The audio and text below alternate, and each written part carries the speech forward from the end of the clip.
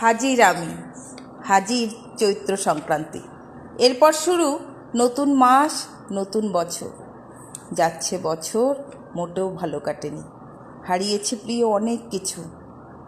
পড়বে বৈশাখ মাস, শুরু হবে আরেকটি বছর, নববর্ষ।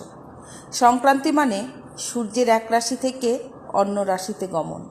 আমিও তেমনি গমন করছি, খোলা মাঠে, খোলা আকাশের নিচে, সবুজের মাঝে। খুঁজে বেড়াচ্ছি আকাশে বাতাসে শান্তির পরশ, মাথার ছাতা, ভালোবাসার ছোঁয়া। বঙ্গাব্দের অন্তে যে অন্ত হবে আমার ছন্দ, ভাবিনি জানো। যাক, আজ এটাই বলবো। এই খোলা আকাশের নিচে দাঁড়িয়ে আমি যদি কাউকে কষ্ট দিয়ে থাকি, ভুলে যেও, পুরাতন সব ভুলে যেও। ভালো থেকো সকলে, ভালো থেকো আমার প্রিয়জনেরা।